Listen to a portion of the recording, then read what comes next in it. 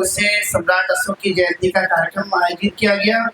इस मौके पर आदरणीय पूज्य भिक्षु संघ, भिक्षुनी संघ, उपासक उपासिकाएं और जिनके माध्यम से लगातार ये 53 दिन से ये धरना आंदोलन चलाया जा रहा है, माननीय पूज्य भंते प्रज्ञा सिंह जी, आकाश लामा जी और आप सभी भिक्षु संघ और उपासक उपासिकाएं, आपने देखा होगा दुनिया में किसी को यदि प्रियदर्शी राजा कहा गया तो उनका नाम है सम्राट अशोक। इसके अलावा संसार में किसी को भी प्रियदर्शी राजा की संज्ञा नहीं दी गई और भारत में उन्होंने 14 शिलालेख बनाए, 84,000 स्तूपोत्तर विहारों का निर्माण किया और साथ ही साथ उन्होंने मनुष्य के लिए अस्पताल के साथ साथ उन्होंने पशुओं के लिए भी अस्पताल बनाए। ऐसे राजा थे जिनका नाम है सम्राट अशोक, जो कि आप सभी लोग इस जयंती में शामिल हुए हैं। तो आप देख सकते हैं कि 84,000 स्तूपोत्तर विहार हमारे कहाँ चले गए, किन्होंने ये कब्जा किया हुआ है, किनके पास है। तो आप पाएंगे कि आप ढेर सारे विहारों में जाकर देखिए जिनकी तस्वीर बिगाड़ दी गई। तथागत गौतम बुद्ध को कपड़े पहना करके, उनके आंखों को सफेद करके, उन पे तिलक लगा करके उनकी प्रतिकृति को बिगाड़ दिया गया और तब भी वो सोचते रहते कि बौद्ध अनुयायी में शांति बरतनी चाहिए।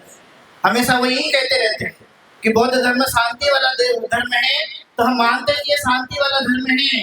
लेकिन इसके बावजूद भी यदि आपने इतने सारे हमारे विहार क्षेत्र स्तूप सबको आपने हड़प लिया है, उनमें से एक जहाँ पर हम लोग बैठे हुए हैं, ये धरती तथागत गौतम बुद्ध के ज्ञान स्थली की धरती है और इस धरती पे से ही दुनिया में तथागत गौतम बुद्ध को जो ज्ञान प्राप्त हुआ पूरे संसार में सारनाथ से फैल करके यहाँ तक पहुंचा हुआ है। तो आप समझ सकते हैं कि महाविहार को इतना हड़प लेने के बाद भी वो यदि ये चाहते हैं कि बौद्ध लोगों ने साथ बैठना चाहिए, तो मैं आप लोगों को पूछता हूँ कि क्या हमारे ऊपर में कोई हमारे अधिकारों को छीन लेकर के तब भी हमसे शांति बरतने की बात करें तो आप भी तब भी आपने शांति बरतनी चाहिए क्या? मैं आप लोगों से पूछता हूँ। शांति मन के लिए होती है, लेकिन कोई अधिकार छीनता होगा, कोई शोषण करता होगा, कोई हमारे ऊपर में अन्याय अत्याचार करता होगा, तब तथागत कहते हैं आपको शांति बरतने की जरूरत नहीं है, अपने अधिकारों के लिए आपको लड़ना पड़ता है। और इसलिए मैं चाहता हूँ कि सम्राट अशोक के ने बनाए हुए जितने भी बुद्ध विहार हैं आप लोगों ने हमें दे देना चाहिए। विशेष तौर पर ये महाविहार जिसकी लड़ाई, जिसका आंदोलन यहाँ पे चलाया जा रहा है, ये सभी के सभी हमारे महाविहारों को आप दे दीजिए। हम कभी भी आपके खिलाफ में कोई बात नहीं करेंगे क्योंकि हम शांति प्रिय लोग हैं। लेकिन आप ये तब भी कहते रहते होंगे, भारत की सरकार तब भी ये सोचते रहती होगी, क्योंकि भारत से बाहर जाने के बाद वो कहते हैं कि I come from India land of Buddha.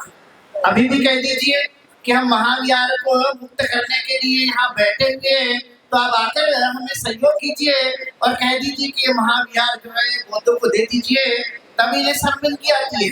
तब ये नहीं कहते, लेकिन दुनिया में तथागत को जाना जाता है, तथागत के धर्म को जाना जाता है और इसीलिए वो लोग वहां जाकर कहते हैं। इसलिए मैं बौद्ध अनुयायियों और भिक्षु भिक्षुनियों से बड़ी पैमाने पर आह्वान करता हूँ, आप जो बड़ी संख्या में यहाँ पर इकट्ठा हुए, ये आज का दिन अंतिम दिन नहीं है।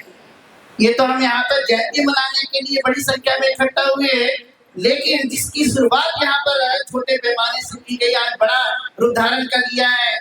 हमने देखा कि हमारे बौद्ध भिक्षु को रात में जब उठाया गया, जब हमने वीडियो देखा तो हमारा दिल धड़क गया, बड़ा दुखा था, मन दुख गया था कि ये हमारे बौद्ध भिक्षु को यहाँ से हटा दिया गया।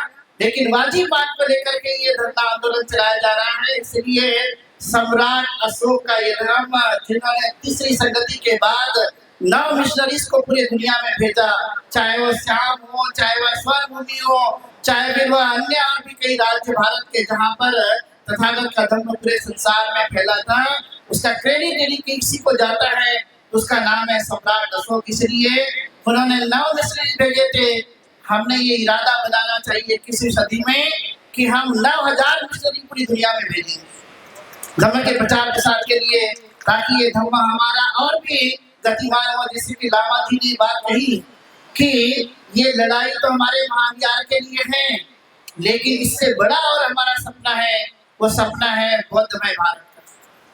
और उस बौद्धमय भारत की क्रांति के लिए हम सब बौद्ध भिक्षुओं ने अपने विहार को छोड़ करके धरना स्थल पे आना है और उपासक उपासिका को अपने काम को भी छोड़ करके धरना स्थल के लिए जनसंख्या यानी से ज्यादा संख्या कहा जाता है वो हमें बढ़ानी है और ये सपनों को साकार करना है। इसलिए इस धरना स्थल से हम लोग आह्वान कर रहे हैं बार बार कि आप बड़ी संख्या में इकट्ठा हो जाइए और आने वाले बुद्ध पूर्णिमा तक कम से कम 1 लाख लोगों की संख्या इस मैदान में होनी चाहिए। तो आप लोग अपने साथ साथ कम से कम 100 लोग लेकर आएंगे कि नहीं? कब तक? बुद्ध जयंती तक। तो आप हाथ खड़े करके बताइए मुझे कि आने वाले बुद्ध जयंती में इस धरना स्थल पर 1 लाख लोग कर देंगे।